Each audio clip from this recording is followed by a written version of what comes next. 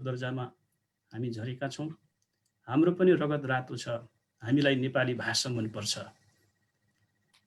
हाम्रो भाषा संस्कृति, हामीले बोल्ने भाषा, हामीले लगाउने लुगा, हामीले खाने खाना, राति देख्ने सपना, त्यो सबै नेपाल नै हो। तर आज देशमा हाम्रो दर्जा घटाइएको छ भन्ने हामीले सुनेका छौँ कमरेड। त्यसले गर्दाखेरि यो जिज्ञासा पनि कमरेडसँग छ। यी सबै कुराहरू कमरेडले राखिदिनु हुनेछ र कमरेडलाई हार्दिक स्वागत गर्दै आफ्ना मन्तव्यहरू अगाडि बढाउनको लागि म अनुरोध गर्छु सम्माननीय प्रधानमन्त्री पार्टी अध्यक्ष केपी शर्मा ओली।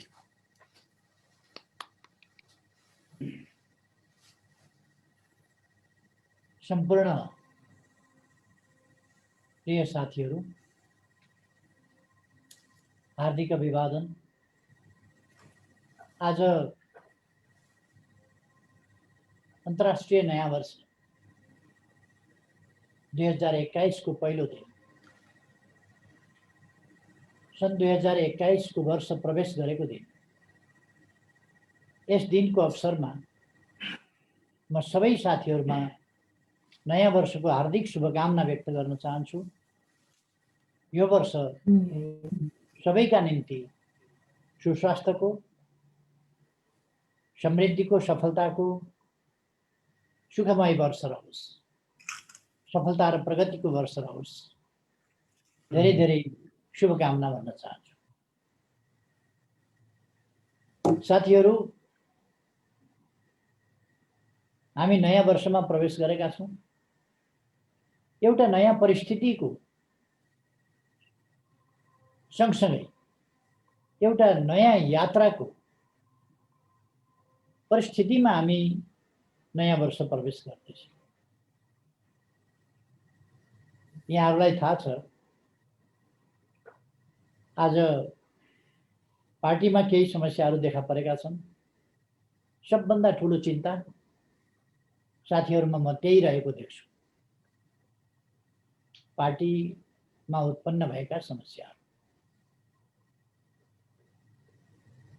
साथीहरूलाई थाहा छ, मैले मेरा प्रयासहरूको सम्बन्धमा केही संक्षिप्तमा पहिले राख्न चाहन्छु। 50 वर्ष अगाडि नेपालका राजनीतिक पार्टीहरू प्रतिबन्धित, निर्वासित वा जेलमा अथवा काम गतिविधि गर्न नसक्ने गरी कमजोर हालतमा पुर्याइएका, चर्को दमन गरिएका र ती कारणहरूले गर्दा सम्पर्क सम्बन्धविहीन ससाना टुक्राहरूमा विभाजित भएका अवस्थाबाट हामीले एउटा नयाँ अभियान सुरु गर्यौं र त्यस अभियानलाई नयाँ पार्टी निर्माण गर्ने, नयाँ कार्यकर्ता निर्माण गर्ने अभियानका साथ अगाडि बढायौं र सँगसँगै एकता र एकीकरणका प्रयासहरूलाई पनि अगाडि बढायौं। म साथीहरूलाई स्पष्ट पार्न चाहन्छु, त्यसबेला हाम्रा उद्देश्यहरू त्यति बेला रहेको निरङ्कुश राजतन्त्र र निर्दलीय पञ्चायती निरङ्कुश प्रणाली, अलोकतान्त्रिक प्रणाली, त्यसको अन्त्य गर्नु र लोकतान्त्रिक गणतन्त्रको स्थापना गर्नु त्यस बेलाको उद्देश्य थिए। त्यसका लागि एउटा मजबुत पार्टी, विचारमा स्पष्ट, देशव्यापी, जनव्यापी, मजबुत र गतिशील पार्टी चाहिन्थ्यो लोकतान्त्रिक गणतन्त्र स्थापनाका लागि। जुन कुरा 2006 सालमा, त्यसभन्दा 21 वर्ष अगाडि कम्युनिस्ट पार्टी स्थापनाका बेला वैचारिक हिसाबले अगाडि सारिएका थिए, त्यही कुरा हामीले 21 वर्षपछि व्यवहारिक रूपमा, आन्दोलनको रूपमा सशक्त ढङ्गले अगाडि बढाउन चाहे। त्यसभन्दा अगाडिका पार्टीका विभाजन, फुट, शिथिलता, निष्क्रियता, सम्बन्ध विच्छेदता र विलिनीकरण जस्ता प्रश्नहरूलाई हटाएर, वैचारिक अस्पष्टतालाई तोडेर एउटा स्पष्ट गन्तव्य, उद्देश्य, त्यस अन्तर्गतका नीतिहरू, लक्ष्यहरू सहित अगाडि बढ्न खोज्यो। अनुभवका केही कमीहरू थिए, अध्ययनका पनि केही कमीहरू थिए। त्यसले आन्दोलनमा केही कमीहरू देखा पर्न स्वाभाविक हो र केही कमीहरू देखिए पनि आन्दोलनमा पटक पटक कमी कमजोरीहरू देखिन्छन् पनि तिनलाई सुधार्दै जानुपर्छ, सच्याउँदै जानुपर्छ र त्यसबाट निराश हुने होइन, त्यसलाई सच्याएर अगाडि बढ्न तयार हुनुपर्छ। हामी त्यसै गरी अगाडि बढ्यौँ।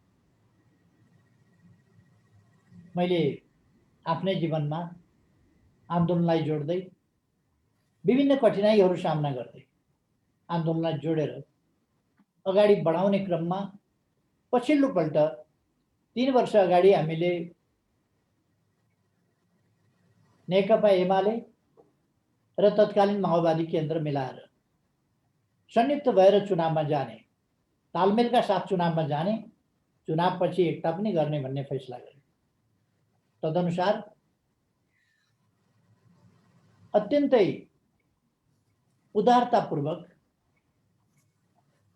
सिटहरूको बाँडफाँडदेखि लिएर सबै कुराहरू गरिए। साथीहरूलाई थाहा छ,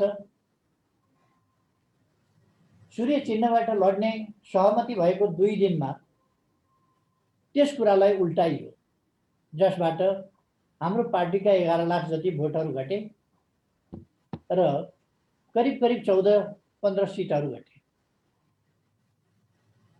यो सहमति तोड्ने सिलसिला त्यहीँबाट सुरु भयो।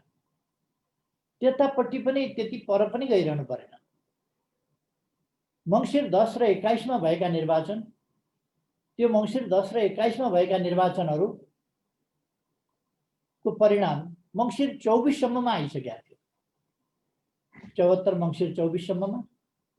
तर 10 मिनेटको पैदल बाटो ओरतिर परतिर रहेका बहादुर भवन र राष्ट्रपति भवनका बीचमा त्यो परिणाम पुग्न मङ्सिर 24 गतेबाट फागुन 2 गतेसम्म लाग्यो। यो सबै एउटा षड्यन्त्र थियो। लेफ्ट मुभमेन्ट, प्रगतिशील मुभमेन्ट नेपालमा जसरी सफलताका साथ अगाडि बढ्यो, त्यस कुरालाई रोक्नका लागि कुनै उपाय हुन्छ कि? मैले भनिरहनु पर्दैन त्यस कुराको योजना कसले गरेको थियो। त्यसपछि फागुन 3 गते सरकार गठन भयो।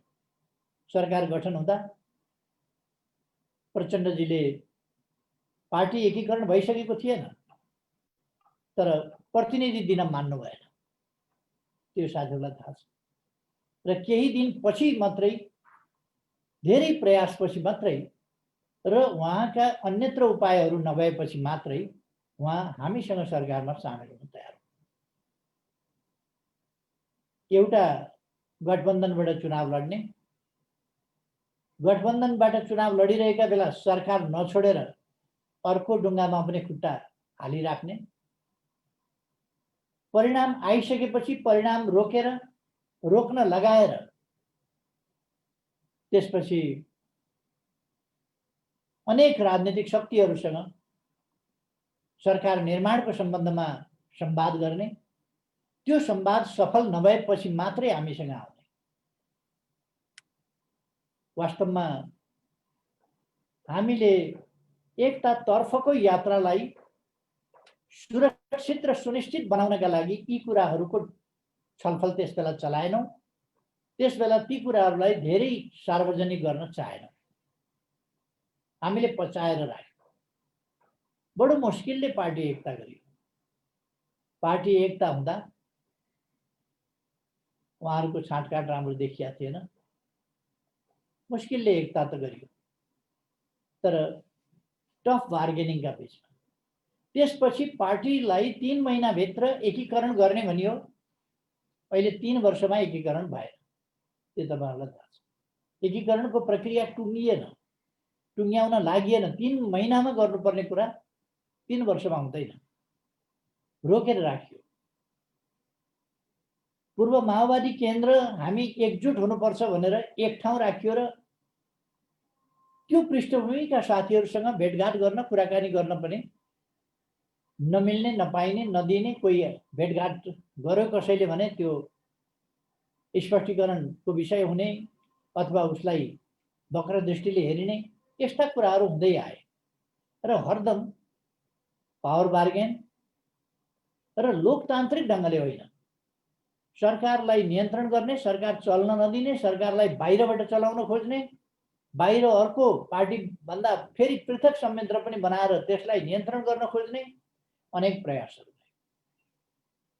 3 वर्षसम्म तत्काल बन्नुपर्ने संविधानले भनेका आयोगहरू, ती आयोगहरू पनि निर्माण हुन नसक्ने त्यस्तो खालको स्थिति रह्यो।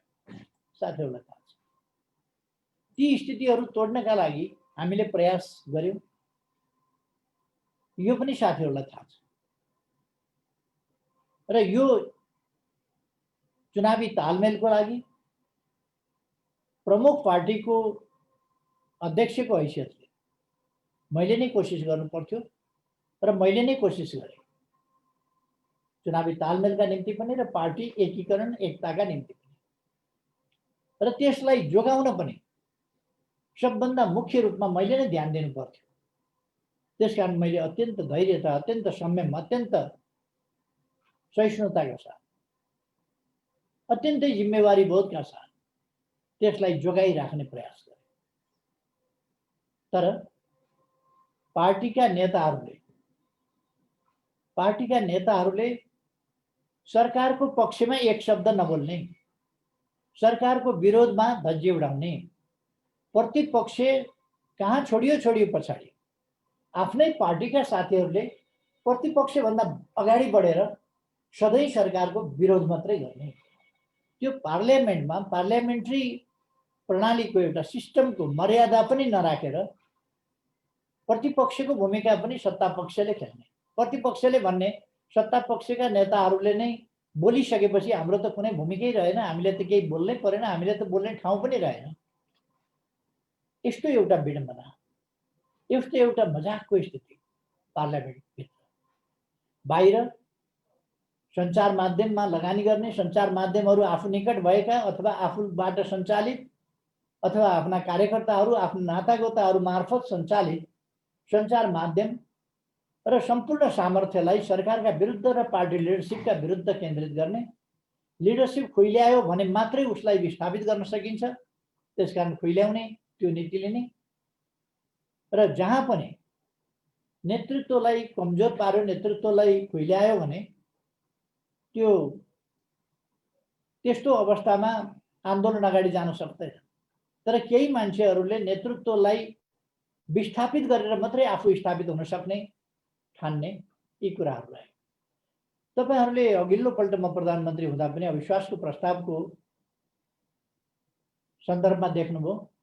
फरक फरक पार्टीमा भए पनि आज जो साथीहरू लाग्नु भएको छ तिनै साथीहरू फरक फरक पार्टीमा भए पनि एउटै स्वरमा अविश्वास प्रस्ताव राख्ने कुरामा र मेरो विरोध गर्ने कुरामा, प्रधानमन्त्रीको विरोध गर्ने कुरामा, पार्टी अध्यक्षको विरोध गर्ने कुरामा, संविधान बनाए बापत, नाकाबन्दीको सामना गरे बापत, उत्तरी छिमेकसँग पारबन्द र यातायातको सम्झौता गरे बापत, उत्तरतिरबाट अनेक नाकाहरू खोले बापत, नेपाली जनताका अविश्वास पलाइसकेको, विश्वास मरिसकेको स्थिति, त्यसलाई फेरि विश्वासको स्थिति जगाउन खोजे बापत, नेपाली जनताका ओइलाएका सपनाहरूलाई फेरि जगाउन खोजे बापत, आत्मविश्वास बढाउन खोजे बापत, राष्ट्रिय स्वाभिमानलाई अगाडि बढाउन खोजे बापत, त्यति बेर म यिनै साथीहरूको संयुक्त प्रयासबाट हटाइएको थिएँ। र फेरि प्रधानमन्त्री बन्न नदिने प्रयास त सफल हुने कुरो भएन, सफल भएन। प्रधानमन्त्री भइसकेपछि फेरि त्यही कुरा, त्यही सिलसिला दोहोरियो। अहिले उहाँहरू संविधान कार्यान्वयन नगर्ने, संविधान कार्यान्वयन हुन नदिने र अस्तव्यस्तता सिर्जना गर्ने यस काममै लागिरहनु भयो। सरकारलाई असफल कसरी बनाउने त्यही काममा लाग्नुभयो र अस्थिरताका लागि प्रधानमन्त्री हटाउने, राष्ट्रपति हटाउने, राष्ट्रपतिमाथि महाअभियोग लगाउने, प्रधानमन्त्रीमाथि अविश्वास लगाउने, प्रदेशहरूमा अविश्वासको सिलसिला चलाउने र प्रदेशहरूमा अस्तव्यस्तता सिर्जना गर्ने, यी खालका कामहरूमा जुट्नु। उहाँहरूले शक्ति पृथकीकरणको सिद्धान्त र विभिन्न मर्यादित स्वतन्त्र संस्थाहरूलाई विवादमा तान्ने, लाञ्छित गर्ने ती कामहरू पनि गर्नु। कुनै पनि निकायहरूलाई उहाँहरूले मर्यादित ढङ्गले काम गर्न दिनु भएन। राष्ट्रपतिका विरुद्ध लगाएका नाराहरू साथीहरूले सुन्नु भएको होला। कुन स्तरका नाराहरू लगाउनु भएको छ? म भन्न चाहन्न प्रधानमन्त्रीका विरुद्ध उहाँहरूले के नारा लगाउनु भएको छ, उहाँहरू के बोलिरहनु भएको छ, म त्यतापट्टि बोल्न चाहन्न। यो सबै पृष्ठभूमि साथीहरूले देख्नुभएको छ। यसपल्ट यो काण्ड कसरी आयो? सबभन्दा चर्को गरी अब चाहिँ यही बेला हो भनेर यो किन तीव्र भयो? यति बेला चाहिँ जति बेला नेपालको आफ्नो भूमि जो 1816 मा सुगौली सन्धिपछि हामीले प्राप्त गरेका थियौं र त्यो भूमि 146 वर्षसम्म हामीले भोगचलन गरेका थियौं। 1962 बाट अर्थात् 58 वर्ष अगाडि हामीबाट त्यो भूमि खोसिएको थियो। त्यस भूमिलाई समेत सामेल गरेर हामीले नक्सा प्रकाशित गर्यौं। त्यस नक्सालाई हाम्रो स्वस्तिक चिन्ह जो संविधानमा व्यवस्था छ त्यसमा पनि सामेल गर्ने गरी संविधान संशोधन गर्यौं। अभूतपूर्व रूपमा संसदभित्र र संविधानको प्रश्नमा सर्वसम्मति कायम गरेर सर्वसम्मतिका साथ संविधान संशोधन गरेर देशको नक्सालाई संविधानको अङ्ग बनायौं।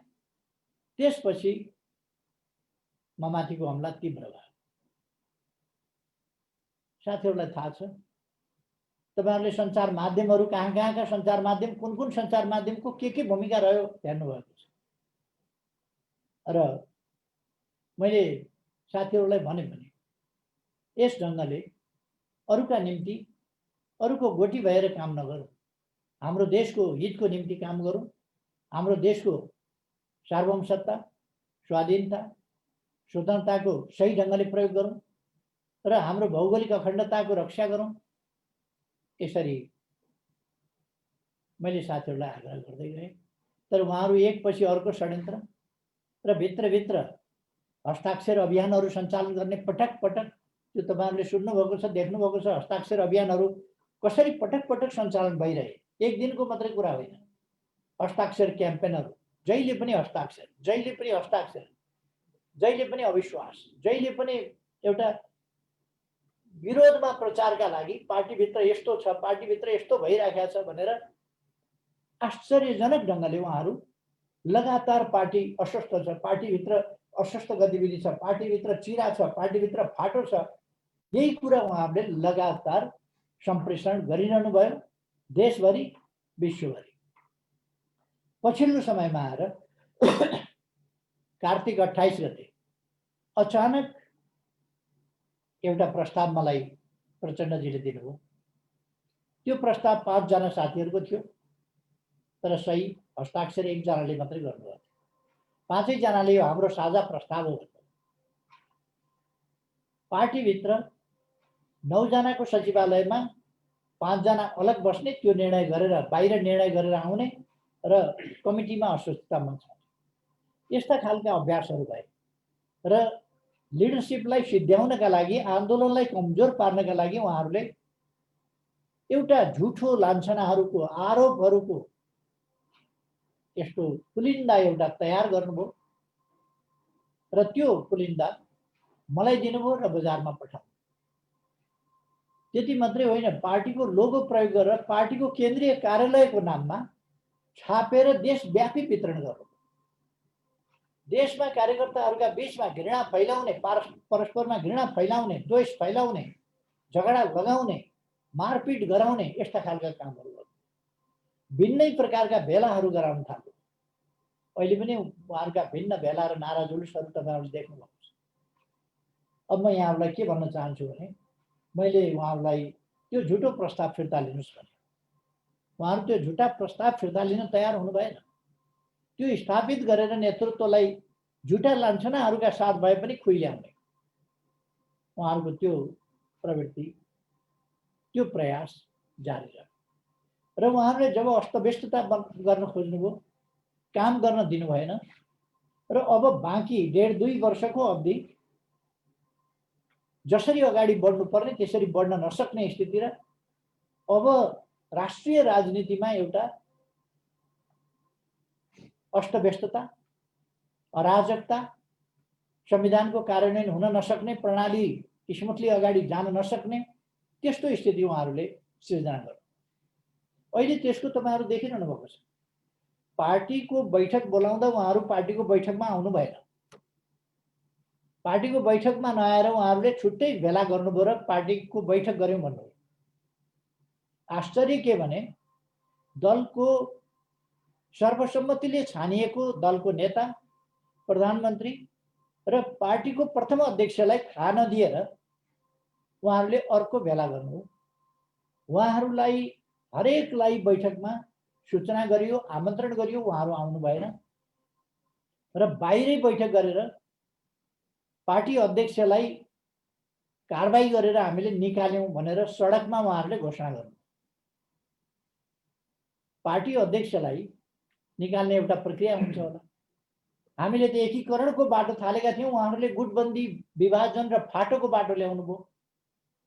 त्यसलाई स्वीकार गर्न सक्ने कुरा भएन। मैले त यतिसम्म भने महाधिवेशनको विधि पुर्याउँ, तपाईँहरू नै चलाउनुहोस्। महाधिवेशनको विधि पुर्याएर म तपाईँहरूलाई अध्यक्ष पनि छोड्छु। उहाँहरूलाई नग्दा नग्दी चाहियो।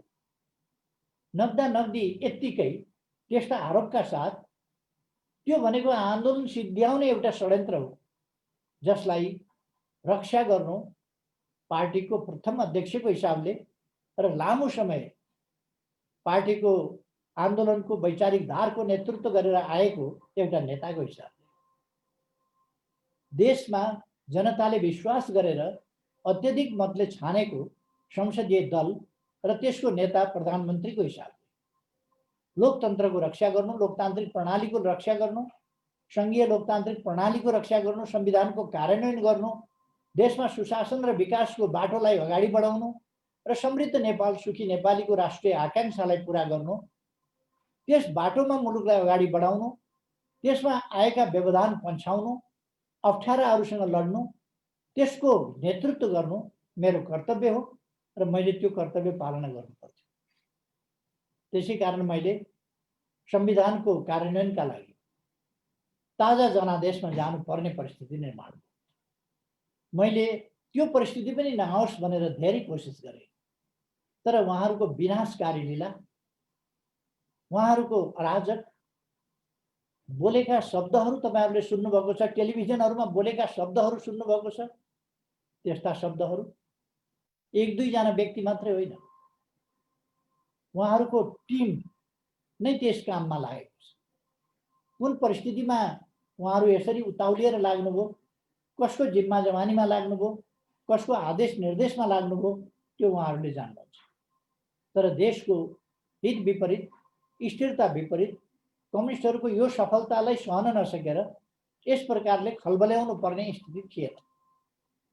उहाँहरू त्यसमा उद्धत भएपछि मैले त्यसलाई रोक्न एउटा नेताको हिसाबले कदम चाल्नु पर्यो। मैले संविधानको रक्षाका लागि, प्रणालीको रक्षाका लागि ताजा जनादेशमा जानु अनिवार्य भयो। ताजा जनादेशबाट आएको प्रधानमन्त्री, जनादेशबाट आएको राष्ट्रपति, जनादेशबाट आएका अरू संरचनाहरू र संवैधानिक प्रक्रियालाई उहाँहरूले अवरुद्ध गरेपछि ती प्रक्रियाहरूलाई सुचारू गर्नका निम्ति, त्यसको कार्यान्वयनका निम्ति, देशको समय बर्बाद हुन नदिनका निम्ति ताजा जनादेशमा जानुपर्ने अवस्था पर्यो। यो संविधानको रक्षाका निम्ति हो, प्रणालीको रक्षाका निम्ति। उहाँहरूले यसलाई असंवैधानिक भन्नुभयो। उहाँहरूका दुई चारवटा तर्क छन् असंवैधानिक भन्ने। त्यो अलिकति म पछाडि जाउँला त्यो असंवैधानिक भन्ने तर्कहरूका पछाडि। म अहिले पार्टीको अलिकति कुरा भन्न चाहन्छु।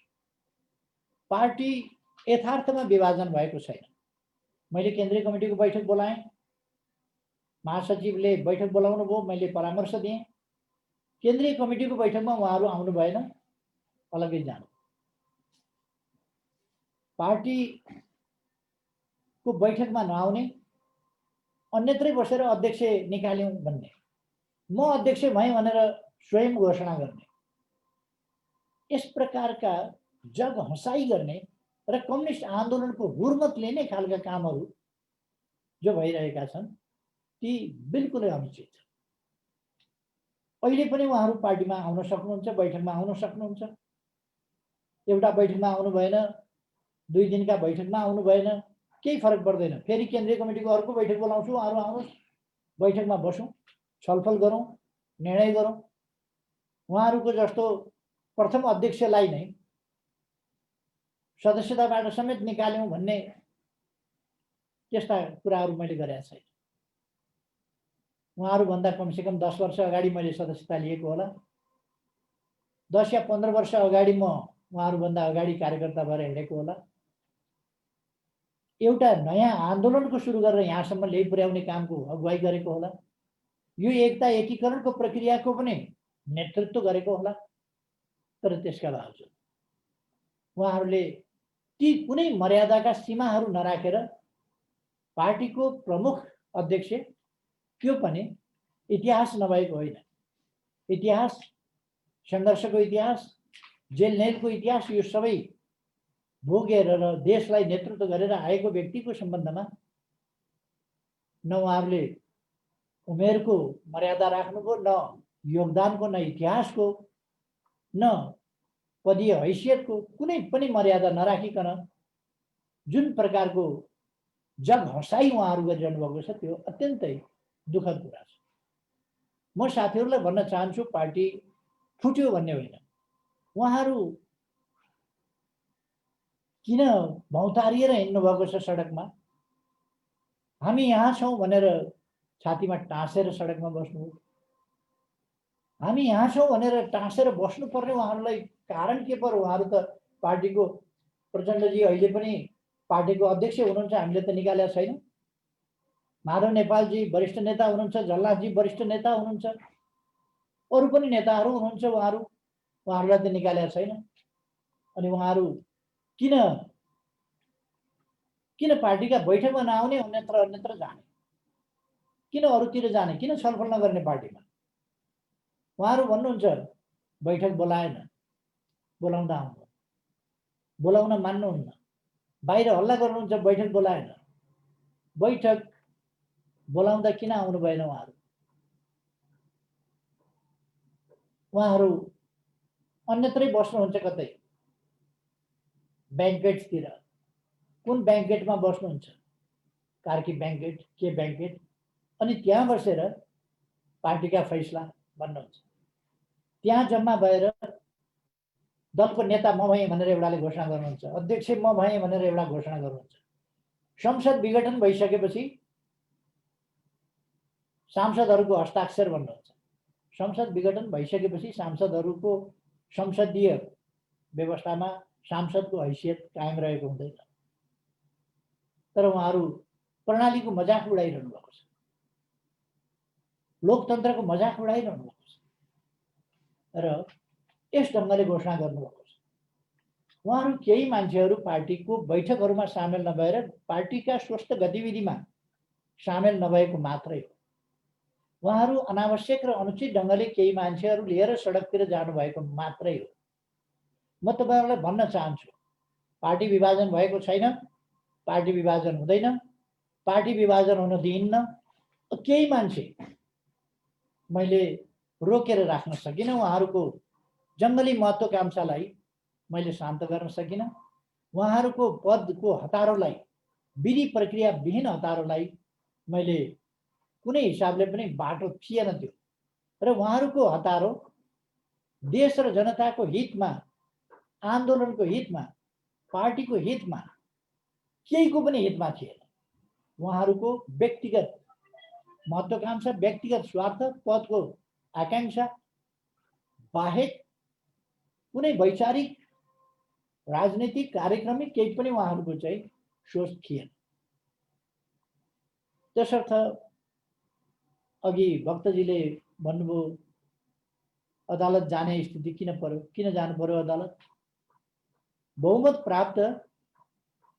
प्राप्त संसदीय दलको नेता, लगभग 64% बहुमतको सर्वसम्मत दलको नेता र प्रधानमन्त्रीले संसद विघटनको सिफारिस गरेर संविधान बमोजिम राष्ट्रपतिले संविधानको धारा 76 को उपधारा 7 बमोजिम प्रधानमन्त्रीको सिफारिसमा राष्ट्रपतिले प्रतिनिधि सभा विघटन गरी निर्वाचनको नयाँ मिति तोक्नेछ भन्ने कुरा संवैधानिक व्यवस्था हो। त्यस व्यवस्था अनुसार बहुमतले विघटनको सिफारिस गरेको छ। 64% मसँग छ, 64%को म प्रतिनिधित्व गर्छु भने 36%ले कुनै विकल्प दिन सक्दैन सरकारको, किनभने 36%ले बहुमत पुर्याउन सक्दैन। 51% चाहिन्छ। 15% उहाँहरू कहाँबाट ल्याउनुहुन्छ? त्यसकारण यो विकल्पहीन कुरामा उहाँहरू लाग्नु भएको छ। हामी अदालत गएका होइन, उहाँहरू अदालत गएका हो। उहाँहरू अदालत जानुभएको छ, हामी अदालत गएको होइन। हामी लोकतान्त्रिक प्रक्रिया प्रणाली यस बाटोमा सहज ढङ्गले अगाडि बढेका छौँ। जब सरकारलाई काम गर्न दिएन, सरकारलाई व्यवधान पुर्याउन थालियो, व्यवस्थालाई, प्रणालीलाई, संविधानलाई सङ्कटमा पार्न थालियो, अस्थिरताको एउटा भयावह स्थिति सिर्जना गर्न खोजियो, त्यसबाट जोगाउनका लागि ताजा जनादेश बाहेक अर्को उपाय हुँदैन। उहाँहरू भन्नुहुन्छ प्रधानमन्त्रीले पाउँदैन। लिखित संविधान नै नभएको बेलायतमा अस्ति भर्खरै प्रधानमन्त्री बोरिस जोन्सनले पार्लियामेन्ट भङ्ग गर्नुभयो, निर्वाचन गराउनु स्वाभाविक कुरा हो। इजरायलमा अहिले त्यस्तै भइरहेको छ, अरू ठाउँमा त्यस्तो हुन्छ। कतिपल्ट भारतमा भङ्ग भएको छ, कतिपल्ट बेलायतमा भङ्ग भएको छ। त्यसकारण यो लोकतान्त्रिक प्रणालीमा, खास गरी संसदीय प्रणालीमा प्रधानमन्त्रीको प्रेरोगेटिभ, त्यसमा पनि अकारण होइन। यो 3 वर्षका सम्पूर्ण घटनाक्रमहरू प्रधानमन्त्रीलाई काम गर्न नदिएको, असहयोग गरिएको, विरोध गरिएको र पार्टी भित्रैबाट अनुशासनहीन अराजक काम। बोरिस येल्सिनले त सानो कुरामा 21 जना निकाल्नु भएको थियो, निष्कासन गर्नुभएको थियो। मैले त 1 जना पनि निष्कासन गरेको छैन। यस्तो अराजकता हुँदा, यस ढङ्गले जथाभावी मुख छाडेर बोल्दा, गाली गरेर बोल्दा, अनुशासनहीन काम गर्दा, हस्ताक्षर अभियान चलाएर हिँड्दा, दलको नेताका विरुद्ध हस्ताक्षर अभियान चलाएर हिँड्दा, अरू दलहरूसँग, अरू शक्तिहरूसँग अनुचित र हानिकारक गुटबन्दी र गठबन्धन गर्दा, अपवित्र खालका गठबन्धनका प्रयासहरू गर्दा, विभिन्न प्रकारका षड्यन्त्रकारी साँठगाँठहरू गर्दा पनि मैले पार्टीबाट निकालेको छु। त्योभन्दा बढी उदारता र सहनशीलता केमा देखाउने? अर्को कुरा, पार्टीको वैधानिकताको प्रश्नमा यो पार्टी यत्तिकै बनेको होइन। यो 2006 सालमा 1949 अप्रिल 22 त्यति बेला अथवा वैशाख 10 गते 2006 साल 9 गते 2006 सालमा स्थापना भएर अहिलेसम्म अनेकौँले बलिदान गरेर, अनेकौँले अङ्गभङ्ग, अनेकौँका परिवार, हजारौँका परिवार बिग्रिएर, अवस्था बिग्रिएर, अनेक उतार चढावहरूबाट आएर यो पार्टी यहाँ आइपुग्यो। यो पार्टी यत्तिकै आएको होइन। यसको वैधानिकता कसैले एउटा निवेदनको चिरकटो निर्वाचन आयोगमा पुर्याउँदैमा यसको वैधानिकताको प्रश्न, वैधानिकता जनताबाट प्राप्त हुन्छ। वैधानिकता एउटा चिरकटो निवेदन हालेर प्राप्त हुने होइन। इतिहासले वैधानिकता प्राप्त हुन्छ। र म साथीहरूलाई भन्न चाहन्छु, हामी वैधानिकताको दरखास्त हाल्न निर्वाचन आयोग गएका छैनौँ। किनभने हामीलाई जानुपर्ने आवश्यकता छैन। हामी पार्टी हौँ भन्ने कुरा थाहा छ। हामीले हामी यहाँ छौँ है भनेर कागज टाँसेर, छातीमा टाँसेर बस्नुपर्ने अवस्था होइन। दुनियाँलाई थाहा छ, देशलाई थाहा छ, दुनियाँलाई थाहा छ, विश्वलाई थाहा छ हामी कहाँ छौँ। उहाँहरू अलपत्र पर्दै हुनुहुन्छ। हामी यहाँ छौँ भनेर छातीमा टाँसेर बस्नुपर्ने, सडकमा पलेटी कसेर बस्नुपर्ने अवस्था आइसक्यो। त्यसो नगरे हुन्छ। यो कुनै आशंका साथीहरूमा छ भने वैधानिकताको प्रश्नमा हामी वैधानिक पार्टी छँदैछौँ। हामी किन दरखास्त दिन जान्छौँ हाम्रो वैधानिकता चाहियो भनेर? हामी अर्को पार्टी दर्ता गर्न किन जान्छौँ जबकि हामीसँग पार्टी छँदैछ? हामी अदालत किन जान्छौँ जब हामी लोकतान्त्रिक प्रक्रियामा संविधान सम्मत ढङ्गले अगाडि बढिराखेका छौँ भने हामी अदालत किन जान्छौँ? उहाँहरू अदालत जानुभएको छ, लाइन लागेर अदालत जानुभएको छ, निर्वाचन आयोग जानुभएको छ, सडकमा जानुभएको छ, तमासा देखाउनु भएको छ, सञ्चार माध्यमहरूमा जानुभएको छ। र म उहाँहरूलाई आग्रह गर्न चाहन्छु, तपाईहरूको क्रियाकलापले जनताको मन दुखेको छ, कार्यकर्ताको मन दुखेको छ, दुःख गरेर पार्टी निर्माण गरेका कार्यकर्ताको मन दुखेको छ। तपाईहरू यस्तो काम नगर्नुहोस्।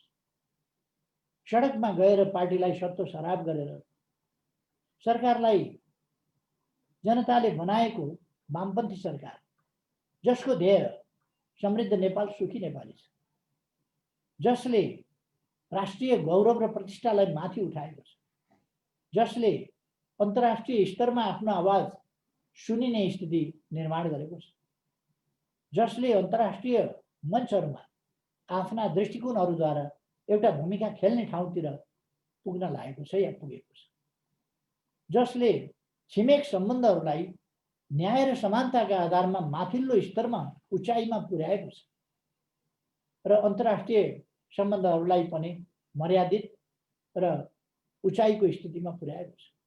देशमा भ्रष्टहरूमाथि कारबाही भएको छ। 12 वर्ष अगाडि गरेका अपराधहरू या त्योभन्दा अगाडि गरेका अपराधहरू, तिनीहरूलाई हिजो ढाकछोप गरिन्थ्यो भने आज खोजेर निकालिएको छ। त्यसर्थ म उहाँहरूलाई भन्न चाहन्छु, उहाँहरूले यस्तो जगहसाई गर्ने, दुनियाँ हँसाउने र कम्युनिस्ट आन्दोलनको हुर्मत लिने, जनताको मन रुवाउने र जनताका सफलताका, देशका सफलताका, अग्रगमनका सम्भावनाहरूलाई कमजोर पार्ने प्रयत्नहरू बन्द गर्नुहोस् र एकताबद्ध भएर हामी अहिले पनि म उहाँहरूलाई आग्रह गर्न चाहन्छु। विभिन्न हाम्रा मित्रहरू पनि दुखित हुन थालेका छन्, यस्तो किन भइरहेको छ, नभए हुन्थ्यो भनेर। म उहाँहरूलाई, साथीहरूलाई आग्रह गर्न चाहन्छु, उहाँहरू अभद्र, अशिष्ट, अमर्यादित, असभ्य नाराहरूका साथ सडकमा हुनुहुन्छ। यसो नगर्नुहोस्। नेपाली समाज एउटा संयमित समाज हो, शिष्ट, मर्यादित, सभ्य, सुसंस्कृत समाज हो। यो समाज यति तल गिरेको समाजको रूपमा नारी अस्मितामाथि खेलवाड गर्ने, सर्वोच्च सम्मानित राष्ट्रको संस्थामाथि आक्रमण गर्ने र अमर्यादित बद्ध आक्रमण गर्ने, असभ्य आक्रमण गर्ने, यस प्रकारका क्रियाकलापहरू गणतन्त्रको पक्षमा छैन। गणतन्त्रको विरुद्ध तपाईँहरू यसरी नलाग्नुहोस्, लोकतन्त्रका विरुद्ध तपाईँहरू यसरी नलाग्नुहोस्। म उहाँहरूलाई आग्रह गर्न चाहन्छु। फेरि पनि उहाँहरू पार्टी फुटो भनेर हिँड्नुभएको छ। म साथीहरूलाई भन्न चाहन्छु, पार्टी फुटेको होइन। केही साथीहरू किन अलग हुनुभएको हो, कसको आदेशमा, कसको निर्देशमा, कसका लागि अलग हुनुभएको हो, त्यो मलाई थाहा छैन। उहाँहरू बैठकमा नआएर आफै अलग्गिएर कुद्नु भएको छ। यस्तो नगर्नु पर्ने। निर्वाचन घोषणा भएपछि झन् पार्टी एकजुट भएर निर्वाचनमा जानुपर्ने, प्रतिपक्ष प्रतिद्वन्द्वीसँग एकजुट भएर सामना गर्नुपर्ने, निर्वाचन घोषणा भयो भनेर पार्टी फुटाउने, लोकतान्त्रिक अभ्यास र ताजा जनादेशमा गयो भनेर पार्टी फुटाउने, अविश्वासको प्रस्ताव राख्न र अविश्वासका खेलबाट दक्षिणपन्थी शक्तिहरूसँग कहाँबाट सरकार बन्छ? पार्टी फुटाएर उहाँहरू सरकार बनाउन खोज्दै हुनुहुन्छ। अरूसँग, दक्षिणपन्थी शक्तिहरूसँग मिलेर पार्टी फुटाएर, कम्युनिस्ट पार्टी फुटाएर अरूसँग मिलेर अनि कुन समाजवाद उन्मुख क्रान्ति गर्नुहुन्छ तपाईँ? कुन समाजवाद उन्मुख बाटो हिँड्नुहुन्छ? उहाँहरू त्यो समाजवाद उन्मुख बाटो होइन। समाजवाद उन्मुख बाटो भत्काउने र दक्षिणपन्थीहरूसँग मिलेर एउटा बेडङ्गी, गन्तव्यविहीन, स्वार्थको यात्रा, स्वार्थ सहितको गठजोडको स्वार्थी यात्रा, त्यस प्रकारको यात्रा उहाँहरू गर्न चाहिरहनु भएको छ, हिँड्न खोजिरहनु भएको छ। यो वास्तवमै उचित कुरा होइन। त्यसर्थ म तपाईँ सम्पूर्ण यस जुम मार्फत यस कार्यक्रममा जोडिनुभएका साथीहरूलाई आग्रह गर्न चाहन्छु, तपाईहरू विदेशमा हुनुहुन्छ र देशप्रति चिन्ता गरिरहनु भएको छ। तपाईहरूको चिन्तालाई म अत्यन्तै उच्च सम्मान गर्छु, तपाईहरूको चिन्तालाई अत्यन्तै कदर गर्छु, तपाईहरूको चिन्ता स्वाभाविक छ। तर म तपाईहरूलाई के भन्न चाहन्छु भने तपाईहरू धेरै चिन्तित पनि नहुनुहोस्। आन्दोलनमा उतार चढावहरू आइरहन्छ, नहुनु पर्थ्यो। हाम्रा साथीहरूले यस्तो नगर्नु पर्थ्यो, गरिहाल्नु भयो भने रोक्न खोजिएको हो, रोक्न सकिएन भने भिरबाट लड्नेलाई काँध थाप्न सकिँदैन भन्ने एउटा भनाइ छ। काँध थापेर पनि के गर्ने? मैले धेरै काँध थापेँ तर पनि केही पनि हुन सकेन। त्यसकारण धेरै चिन्तित नहुनुहोस्। चिन्ताले कुनै काम हुँदैन।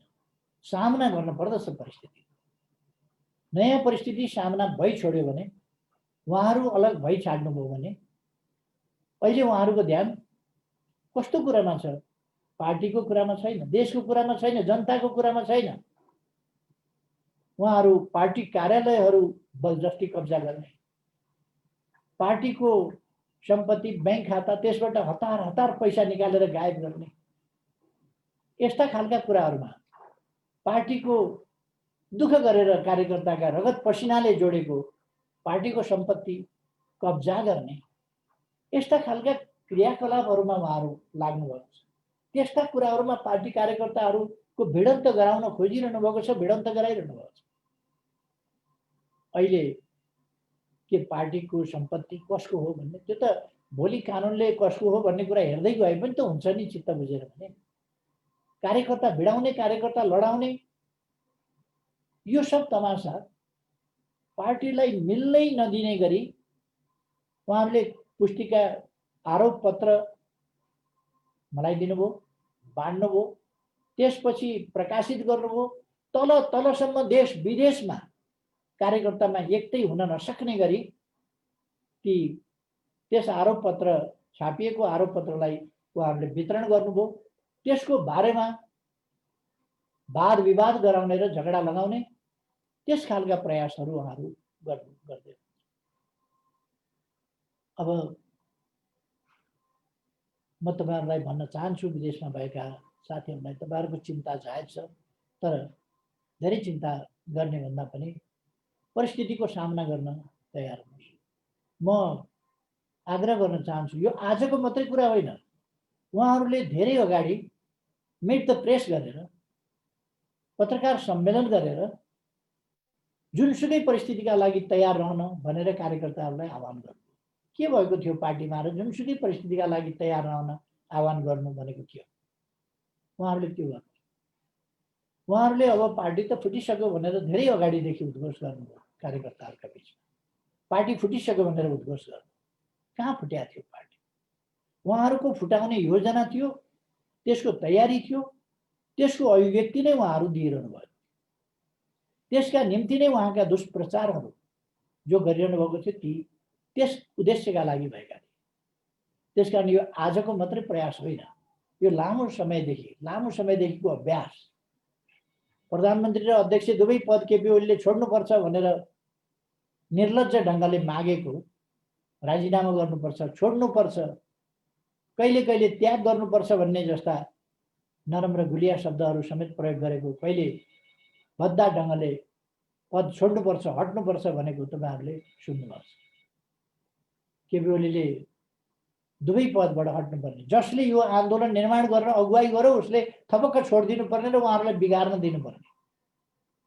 सपार्ने बाटोमा उहाँहरूलाई मैले भने आउनुहोस्, सपार्ने बाटोमा लाग्नुहोस्, म सधैँ बस्ने होइन, म छोड्ने हो। तर उहाँहरू बिगार्नका लागि अहिलेको अहिले छोड्नुपर्ने, अपमानित भएर छोड्नुपर्ने र त्यसपछि ममा मात्रै सीमित रहने होइन। अहिले तपाईँहरू देखिरहनु भएको छ साथीहरूले, प्रदेशमा अविश्वासको प्रस्ताव, प्रदेशमा हस्ताक्षर, यो अभियान, यो क्याम्पेन उहाँहरू चलाइरहनु भएको छ। सबतिर अस्थिरता, सबतिर बेमेल, सबतिर फाटो, सबतिर झडप, सबतिर अशान्ति र लोकतान्त्रिक प्रणाली ठिक होइन, यो सङ्घीयता ठिक होइन र गणतन्त्रात्मक प्रणाली ठिक होइन। यो निष्कर्ष निकाल्न उहाँहरू खोजिरहनु भएको छ। राष्ट्रपतिको काम ठिक भएन, यहाँ त राजा चाहिन्थ्यो भनेर उहाँहरू राजा चाहिन्थ्यो भन्नेलाई ठाउँ दिनका लागि राष्ट्रपति भएन, राष्ट्रपतिको हुर्मत दिने काम गर्नुभएको छ, बेइज्जत गर्ने काम गर्नुभएको छ।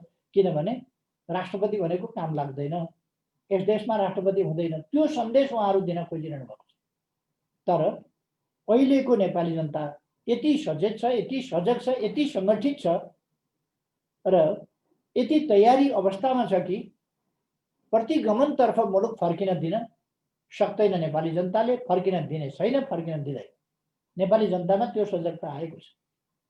त्यसकारण म साथीहरूलाई आग्रह गर्न चाहन्छु, तपाईँहरू त्यति चिन्तित नहुनुहोस्। संविधान अब असफल हुन्छ, संविधान खत्तम हुन्छ भन्ने निरर्थक तर्कहरू, निरर्थक कुराहरूको हल्ला चलाइएको छ, त्यो होइन साँचो। संविधान कार्यान्वयन हुन्छ, संविधानको कार्यान्वयनका लागि नै अहिले मैले कदम चालेको छु। अर्को कुरो, प्रणालीको रक्षा हुन्छ, रक्षाका निम्ति नै मैले कदम चालेको छु। पार्टीले यस अभियानलाई सफलतापूर्वक अगाडि बढाउँछ, त्यसकै निम्ति मैले यो कदम चालेको छु। तसर्थ म साथीहरूलाई आग्रह गर्न चाहन्छु, उहिले हामी भन्थ्यौँ हामी जित्ने छौँ एक दिन भनेर। अहिले हामी भन्छौँ हामीले जितेका छौँ र हामी जित्छौँ, फेरि हामी जित्दै जान्छौँ। अहिलेको हाम्रो प्रणालीमा बहुमत साधारण कुरा होइन। बहुमत प्राप्त गर्न कसैका निम्ति पनि सजिलो छैन, किनभने 110 समानुपातिक छ। प्रत्यक्षतर्फ बहुमत ल्यायो, 85-90 सिट ल्यायो भने पनि फेरि समानुपातिकले तल पछाडि तान्छ। त्यसकारण मैले यसपल्ट त्योभन्दा अत्यधिक बढी प्रत्यक्षतर्फबाट पनि र 50 लाख कमसेकम समानुपातिक तर्फबाट पनि मत प्राप्त हुनुपर्छ र त्यसअनुसार हामीसँग 2/3 स्थिति हुनुपर्छ भनेर जनताका बीचमा त्यो आह्वान गरेको छु। देशमा एउटा नयाँ जागरण, नयाँ लहर आउन लागेको छ। 3 वर्ष पार्टी गतिहीन, असङ्गठित, किम कर्तव्य विमूढ, विचारहीन, कता जाने के गर्ने थाहा नभएको अवस्था, एकीकरण पनि हुँदैन, कमिटी पनि चल्दैन, केही हुँदैन। त्यस्तो गतिहीन अवस्थामा जकडिएर बस्नु परेका कार्यकर्ता अहिले त्यो बन्धनबाट मुक्त भएर, त्यो जकडिएको अवस्थाबाट फुक्का भएर अब सङ्गठित गतिशील ढङ्गले जनताका बीचमा जाने काम भइरहेको छ र एउटा लहर, एउटा वेभको सिर्जना भइरहेको छ, नयाँ वेभ। त्यसर्थ म साथीहरूलाई भन्न चाहन्छु, कहिले कहिले यस्ता धक्का जस्ता, झट्का जस्ता देखिने कुराहरूले, यस्ता सकहरूले आन्दोलनलाई समाप्त पार्ने होइन। यसले वैचारिक हिसाबमा शुद्धिकरण गर्न, हामीसँग कस्ता कस्ता मान्छे थिए ती मान्छेहरू अलग भए भने एउटा शुद्धिकरणको स्थिति आउँछ। पार्टी शिथिल, असङ्गठित, गतिहीन, निष्क्रिय, निष्प्रभावी अवस्थामा रहेको स्थितिबाट सङ्गठित र गतिशील, सही विचारमा अगाडि बढ्ने, त्यस्तो पार्टीको एउटा गतिशील, क्रियाशील पार्टी, जनआधारित पार्टी, साँच्चै जनताको बीचमा जाने पार्टी अब जान पाउने स्थिति बन्दै गएको छ र त्यतापट्टि लागेको छ। साथीहरू आउनुहुन्छ भने पनि अब पार्टीको यो स्पष्ट वैचारिक धार, पार्टीको सुदृढ अनुशासित सङ्गठनको धार र पार्टीको जनआधारित पार्टी हो, जनताका बीचमा जानुपर्छ, जनताका बीचमा सङ्गठन गर्नुपर्छ भन्ने धार, यस कुरालाई बुझेर साथीहरूले यस अनुशासनभित्र बसेर चाहिँ काम गर्नुपर्छ।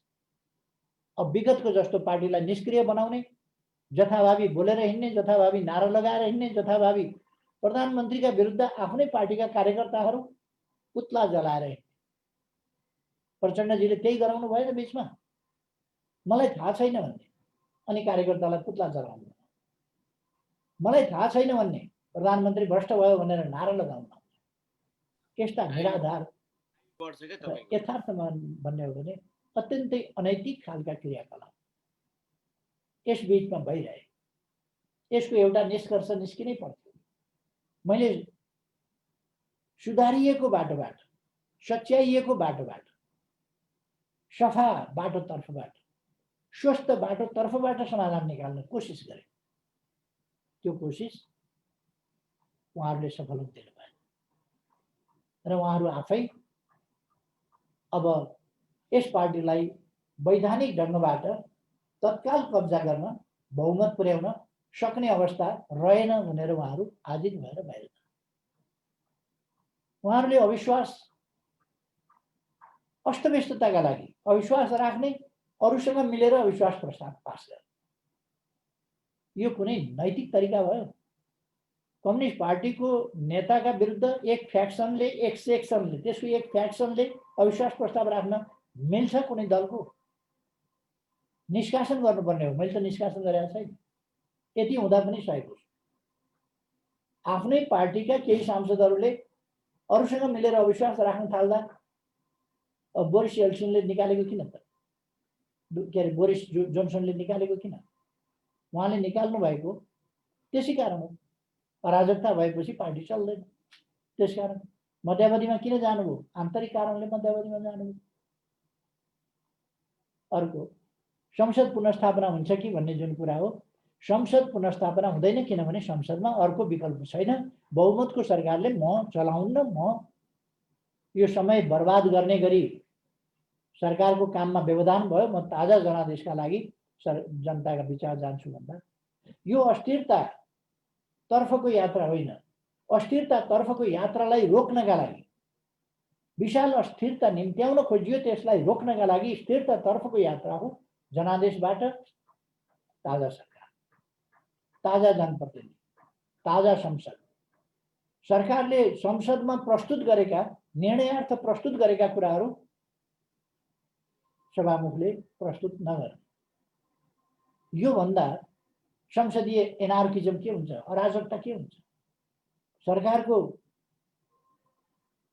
प्रस्ताव निर्णयार्थ पेश गर्नुपर्नेछ, त्यो नगर्ने। हाम्रा कूटनीतिक सम्बन्धहरू कमजोर हुने, आशंकित हुने, अविश्वसनीय हुने, हाम्रा विकासका प्रयासहरूमा बाधा पुग्ने, संसदले गर्नुपर्ने निर्णय गर्न नदिएर सभामुखले रोकेर राख्ने, यस प्रकारका कामहरू संसदीय प्रणालीमा हुन्छन्। तर यहाँ हुने गरेको संसद विघटन भइसकेपछि केही सांसदहरूले हस्ताक्षर गरेर अविश्वासको प्रस्ताव राख्ने भन्दै 3:30 बजे प्रस्ताव दर्ता गर्न गए। संसद विघटन भइसकेपछि अविश्वासको प्रस्तावको दर्ता गर्नुको कुनै अर्थ छैन। त्यसकारण यो दर्ता नगर्ने भनेपछि उहाँहरू सभामुख कहाँ गएर 10:40 मै म कहाँ आएको थियो निवेदन भनेर किर्ते शनाखत गर्नुहोस्। पार्लियामेन्ट्री पार्टीमा सभामुख जस्तो मर्यादित पोस्टबाट 3:30 बजे गएको प्रस्ताव गएको छ भने पनि संसद विघटन भइसकेपछि त्यसलाई वैधानिकता दिनका लागि 10:30 बजे नै भएको छ, 10:40 मै भएको छ, 10:50 मै भएको छ भनेर झुटो शनाखत सभामुख जस्तो मान्छेबाट यसको तिर्ते काम हुनु कहाँसम्म लज्जास्पद कुरा। यसको दबाई के हो? यसको दबाई ताजा जनादेश र चल्नै नसक्ने संसद, त्यसको दबाई के हो? ताजा जनादेश। अनुशासनहीन र अराजकतामा तपाईहरुले देख्नुभएको छ, संसारको कुनै पार्टीमा आफ्नै अध्यक्षका विरुद्ध यस प्रकारका तमासा सडकमा हुन्छन्? तपाईहरुले कहीँ देख्नुभएको छ? तर नेपालमा केही ठुला नेता हुँ भन्नेहरूबाटै यो तमासा भइरहेछ। त्यसकारण यो दृढताका साथ हामीले सङ्घर्ष गरेर ल्याएको संविधान प्रणाली र हाम्रा उद्देश्यहरूलाई तलमाथि पर्न नदिन, हाम्रो गन्तव्यतर्फको सही गन्तव्यतर्फको सही यात्रालाई दिग्भ्रमित हुन नदिन अथवा बाधा व्यवधानमा अल्झिन नदिनका निम्ति यो कदम चाल्नु पर्यो। अब उहाँहरू आफूसँग बहुमत भएको हल्ला चलाइरहनु भएको छ। बहुमत छ भने उहाँहरू संसदीय अभ्यासबाट आउँदा हुन्थ्यो, उहाँहरू पार्टीको बैठकमा आउँदा हुन्थ्यो। बहुमत छ भने बहुमत कहाँबाट भयो? मसँग बहुमत, म सर्वसम्मतिले 2/3 हाम्रो लगभगको 2/3 बहुमत 63-64% हामीसँग छ। त्यो बहुमत सर्वसम्मतिले छानिएको नेता हुँ। 9 महाधिवेशनबाट निर्वाचन लडेर निर्वाचनबाट छानिएको नेता हुँ। त्यसै हैसियतमा 2 पार्टीका अध्यक्ष मिलेर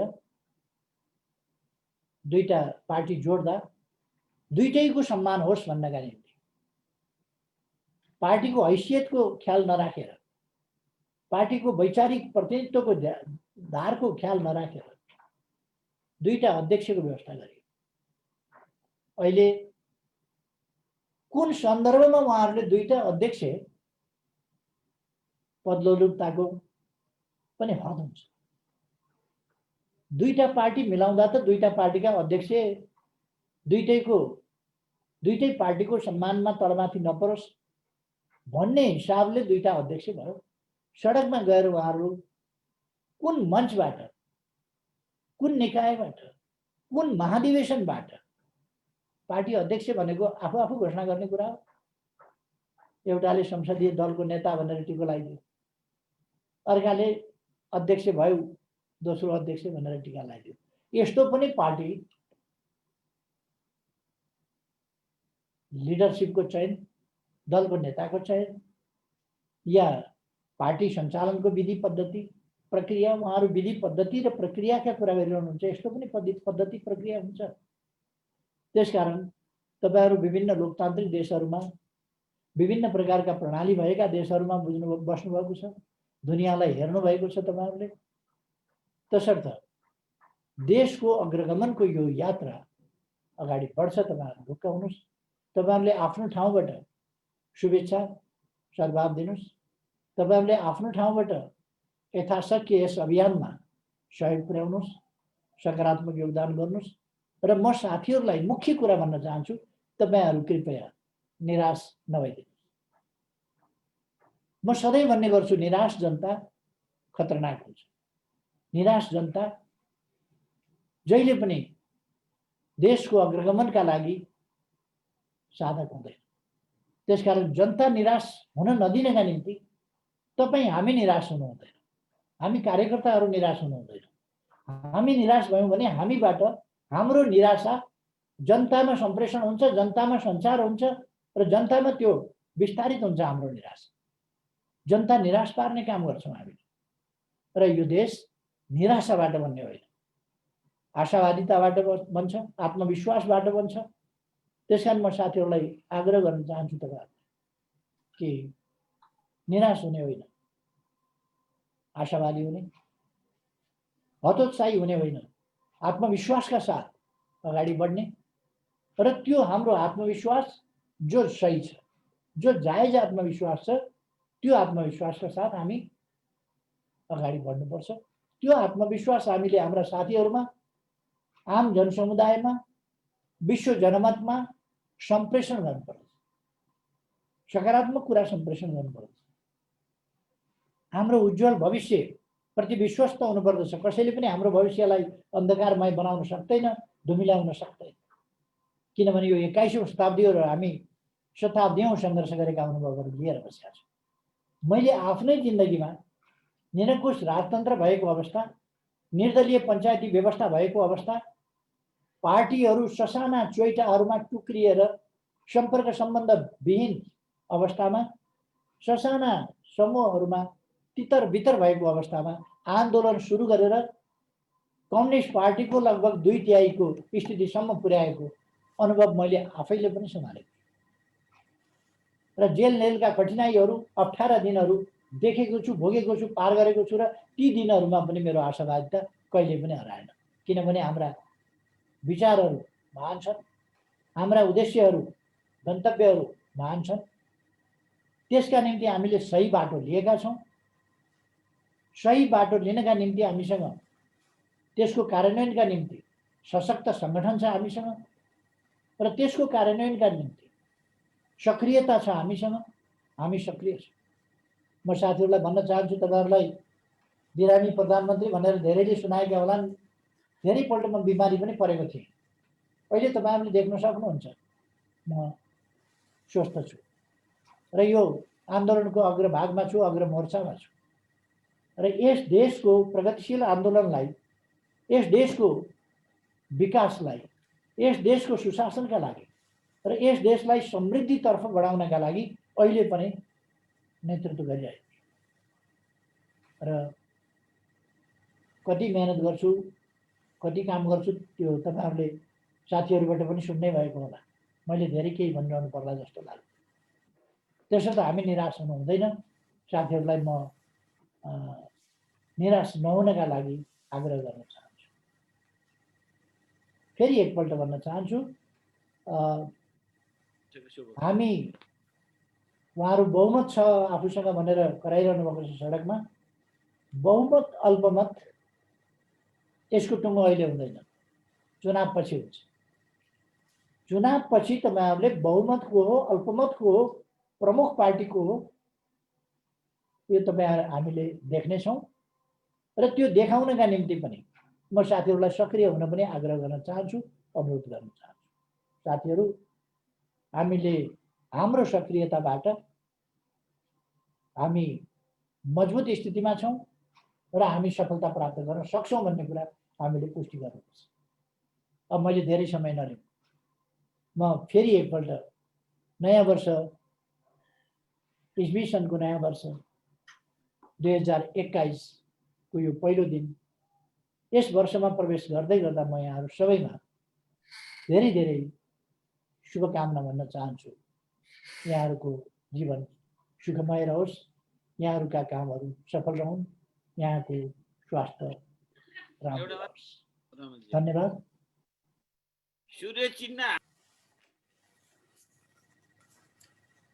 सुनेन है। ल, सम्माननीय प्रधानमन्त्री कमरेडलाई चाहिँ आफ्नो यो सारगर्भित भनाइहरू र निर्देशनहरूको लागि हामी कमरेडलाई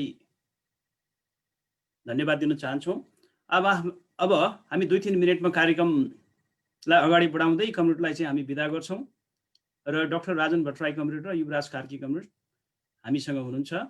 त्यसपछि हाम्रो प्रवास कमिटीका सदस्य कमरेड तिल विश्वकर्मा कमरेड पनि हामीसँग हुनुहुन्छ। उहाँलाई पनि म स्वागत गर्न चाहन्छु। अध्यक्ष कमरेड प्रधानमन्त्री कमरेडले भनिसक्नुभयो कि अब आशावादिता र आत्मविश्वासका साथ अगाडि बढौँ। हामी सुस्पष्ट दृष्टिकोण भएको समृद्ध विचार र अनुशासित पार्टी हामी निर्माण गर्दैछौँ र समृद्ध नेपाल, सुखी नेपालीको राष्ट्रिय सङ्कल्प पुरा गर्न हामी 2/3 बहुमतका साथ अब नयाँ सरकार बनाउने अभियानमा अघि बढिरहेका छौँ। यही ऐक्यबद्धता हामी सम्पूर्ण प्रवासमा रहेका पार्टीका वफादार सिपाहीहरूको तर्फबाट कमरेडलाई ऐक्यबद्धता दिनको लागि म रमेश पाण्डे कमरेडलाई 1 मिनटमा आफ्नो भनाइ राख्ने, त्यसपछि सञ्जय कमरेडले प्रधानमन्त्री कमरेडलाई धन्यवाद दिएर हामीसित तपाईँलाई बिदा गर्छौँ। 2 मिनट मात्रै कमरेडलाई। रमेश कमरेडलाई। थ्याङ्क यू भक्तजी। सम्माननीय प्रधानमन्त्रीज्यू लगायत यहाँ उपस्थित सम्पूर्ण नेतागण, प्रवास कमिटीका साथीहरू, प्रवासी नेपाली एकता मञ्चका नेतागण लगायत सम्पूर्ण साथीहरूलाई म सर्वप्रथम यो 2021 को यो अवसरमा हार्दिक शुभकामना व्यक्त गर्न चाहन्छु र यो समय पनि कम भएको हुनाले म सम्पूर्ण प्रवासमा रहेको नेपाली डायस्पोरा, हामी प्रवासी नेपाली एकता मञ्च लगायत र नेपाली डायस्पोराकै तर्फबाट प्रधानमन्त्रीजीको कदम र उहाँले जुन एउटा बाटो लिएर अगाडि बढ्नु भएको छ त्यसलाई हामी हार्दिक समर्थन र ऐक्यबद्धता प्रकट गर्न चाहन्छौँ र यहाँको एउटा जोस जाँगर र जुन एउटा नेपाललाई फेरि पनि यो 2/3 को बहुमत ल्याएर फेरि पनि सरकार सञ्चालन गर्ने जुन एउटा यहाँको जुन एउटा जाँगर छ, जोस छ, त्यसको हामी उच्च सम्मान गर्दछौँ भन्दै म फेरि पनि यहाँहरू सबैलाई शुभकामना दिँदै आफ्नो कुराहरू यहीँ राख्छु। धन्यवाद। अमेरिकाबाट सञ्जय थापाले प्रधानमन्त्रीलाई बिदाई गर्नुहोला। सम्माननीय प्रधानमन्त्री तथा हाम्रो गौरवमय पार्टी नेकपा एमालेका अध्यक्ष कमरेड र यहाँ उपस्थित रहनुभएका समग्र कमरेडहरूलाई म हार्दिक अभिवादन व्यक्त गर्दै नयाँ वर्ष 2021 को हार्दिक शुभकामना व्यक्त गर्न चाहन्छु। कमरेड, हामीले वर्तमान परिस्थिति र यो अहिलेको बाध्यात्मक स्थितिको बारेमा सबै कुराहरू कमरेडले भन्नुभएका कुराहरू हामीले सबै राम्रोसँग बुझ्यौँ। प्रवासी नेपाली एकता मञ्च प्रवासमा रहेका हामी सम्पूर्ण कमरेडहरू हामी कमरेडको कदमप्रति हामी स्वागत गर्न चाहन्छौँ। हामी त्यसमा प्रतिबद्ध छौँ। कमरेडले भन्नुभएका, कमरेडले अहिले जुन विस्तार गर्नुभएका कुराहरूमा हामी कन्भिन्स छौँ र हामीलाई अहिले के लागेको छ भने यहाँ अहिले बिरालो कुटिएका कुराहरू मात्र देखिएका छन्। बिरालोले दुध चोरेर खाएका कुराहरू अलिकति छिपिएको हो कि जस्तो परिस्थिति छ। हामीले बिरालोले दुध पनि चोरेर खाएको थियो त्यसकारण कुटिएको हो भनेर अलि व्यापक रूपमा हामीले जनतालाई बुझाउनु पर्ने आवश्यकता छ र यो हामीले बुझाउन सक्दाखेरि वर्तमान परिस्थितिका बारेमा अझै छर्लङ्ग हुने परिस्थिति रहन सक्छ। अब हामीले प्रवासमा रहेर हामीलाई लागेका 2-4 कुराहरू, भोलि निर्वाचनका क्रममा सूर्य चिन्ह एउटा लोकप्रिय चिन्ह धेरै वर्षदेखि हामीले प्रयोग गर्दै आएको र त्यही सूर्यका कारणले हामी अहिलेसम्म हाम्रो यो बहुमतमा पुर्याउने स्थिति त्यो सूर्यको पनि एउटा चाहिँ कारण हुन सक्छ भन्ने हामीलाई लागिरहेको यो अवस्थामा त्यो सूर्य चिन्ह हामीले प्राप्त गर्नका लागि हामीलाई आवश्यकता पर्ने कुराहरूका बारेमा लागिरहेको कुरा पनि हामीलाई थाहा छ र हामी नेकपा एमालेका सबै कार्यकर्ताहरू, तत्कालीन नेकपा एमाले कार्यकर्ताहरू जनताका बहुदलीय जनवादबाट प्रेरित भएका छौँ र यो जनताका बहुदलीय जनवादको अझ विकास र विस्तारका लागि यो कार्यकर्ताहरूलाई आवश्यक पर्ने कुराहरूका लागि पनि हामी कमरेडलाई यो पहल गरिदिनुको लागि अनुरोध गर्न चाहन्छौँ र प्रवासबाट आवश्यक पर्दा स्ववासमै आएर घरवासमै आएर पनि हामीले यो कदमका लागि गर्नुपर्ने कामका लागि हामी प्रतिबद्ध छौँ र कमरेडले आज आफ्नो अमूल्य समय व्यस्तताका बावजुद पनि यहाँ आएर यो प्रवासका साथीहरूलाई यो अमूल्य समय व्यक्त गरिदिनु भएकोमा म हार्दिक धन्यवाद व्यक्त गर्न चाहन्छु र आवश्यक पर्दा फेरि पनि हामी सम्पर्कमा रहने र आज यहाँ धेरै साथीहरूले धेरै प्रश्नहरू गर्नुभएको छ। त्यो प्रश्नहरू हामी सर्टिङ गरेर कमरेडलाई पठाउने छौँ र कुनै माध्यमबाट, कुनै मिडियाबाट यो प्रश्नहरूको पनि हामीलाई सबै साथीहरूलाई उत्तर दिदिनको लागि पनि मैले अनुरोध गर्दै म कमरेडलाई फेरि हार्दिक धन्यवाद व्यक्त गर्दै मेरो भनाइ म यही अन्त्य गर्छु। धन्यवाद, अभिवादन। अब पीएम कमरेड फेरि सुनौँ के? मैले अलिकति 1-2 मिनट मात्रै केही स्पष्ट गर्नुपर्ने भयो। मलाई लागेको थियो साथीहरूलाई मैले मोटामोटी रूपमा हरेक प्रश्नको जवाफ होइन कि मोटामोटी रूपमा प्रश्नको जवाफ पुगेको होला भन्ने, तर पनि केही कुराहरू चाहिँ म स्पष्ट गर्न चाहन्छु। आधिकारिक पार्टी कुन हुन्छ भन्ने कुरा मैले अघि भनिसकेँ। आधिकारिक पार्टी हामी नै हौँ। हामी सडकमा गएर निर्णय गरिराखेका छैनौँ। हामी विधिवत अगाडि बढिराखेका छौँ। हामी नै हौँ आधिकारिक पार्टी। दोस्रो कुरा, यो पार्टी कसले अगुवाई गर्यो, कसले निर्माण गर्यो, को आधिकारिक हो भन्ने कुरा बहस गरिरहनु पर्ने विषय हो र? यो नै विषय होइन। अर्को कुरा, सूर्य कसको हुन्छ भन्ने कुरा, सूर्य हाम्रै हुन्छ। हामी नै आधिकारिक हौँ। कसको हुन्छ? सूर्य चिन्ह 48 सालदेखि हामीले लिएको हो। अब कोही 1-2 जना मान्छेहरू अलग भए भन्दैमा सूर्य चिन्ह उहिलेदेखि हामीले लिएको चिन्ह, हाम्रो पार्टीको चिन्ह, त्यो कतै जान्छ भन्ने कुरै भएन। अब अर्को कुरा म के भन्न चाहन्छु भने उहाँहरूले निर्वाचन आयोगमा निवेदन दिनुभएको रहेछ। निर्वाचन आयोगले हिजो उहाँहरूको निवेदन रिट नपुगेको र अनुचित निवेदन भनेर हिजो रद्द गरेर फिर्ता पठाइदियो।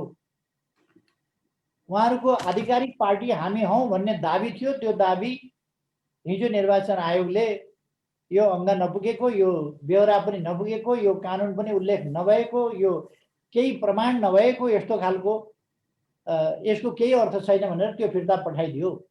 हामी निर्वाचन आयोग गएका छैनौँ र हामीलाई निर्वाचन आयोग जानुपर्ने आवश्यकतै छैन, किनभने हामी आधिकारिक पार्टी हौँ।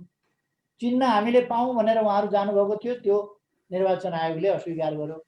हामीसँगै छ चिन्ह, किन जानु पर्यो? हामीसँगै छ बहुमत, किन जानु पर्यो? त्यसकारण हामी गएका छैनौँ कतै, उहाँहरू गइराख्नु भएको छ, उहाँहरू कुदिरहनु भएको छ, उहाँहरू झुट बोलिरहनु भएको छ। हाम्रो सूर्य चिन्ह हो, हामी पाऊँ भनेर।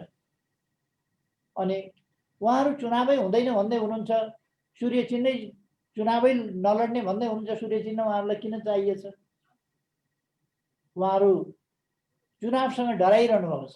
कुरो त्यति मात्रै हो। त्यसकारण म साथीहरूलाई भन्न चाहन्छु, आग्रह गर्न चाहन्छु, सूर्य चिन्ह हाम्रो हुन्छ। हामी आधिकारिक पार्टी हौँ र यो आधिकारिकताको फैसला त्यो आम रूपमा भन्ने हो भने निर्वाचनबाट हुन्छ, जनताबाट हुन्छ आम रूपमा। र जनताबाट हामी आधिकारिक को रहेछ भन्ने कुरा देखाउनेछौँ। यसभन्दा अगाडि पनि हामीले देखाएका छौँ को आधिकारिक हो भन्ने। त्यसकारण म अरू कुराहरू, डाक्टर राजन भट्टराई हुनुहुन्छ, युवराज कार्की हुनुहुन्छ, अरू साथीहरू हुनुहुन्छ, उहाँहरूले पनि तपाईँहरूका जिज्ञासाहरूलाई शान्त पार्नुहुनेछ। उहाँहरूले पनि विचारहरू राख्नुहोला। त्यसकारण मैले योभन्दा बढी नराखेर साथीहरूलाई एकदम आत्मविश्वासका साथ ढुक्क भएर अगाडि बढ्नका लागि, मुद्दा मामिला भन्दा सच्चाइ ठुलो कुरा हो, दाबीहरू भन्दा सच्चाइ ठुलो कुरा हो। त्यसकारण म साथीहरूलाई आग्रह गर्न चाहन्छु, सच्चाइमा विश्वास गरौँ र अगाडि बढौँ। फेरि पनि विश्वभरिका विभिन्न देशबाट यो आइटी मार्फत कनेक्सनमा आउनुभएका सम्पूर्ण साथीहरूलाई म शुभकामना भन्दै बिदा हुन्छु। यहाँहरूसँग धन्यवाद।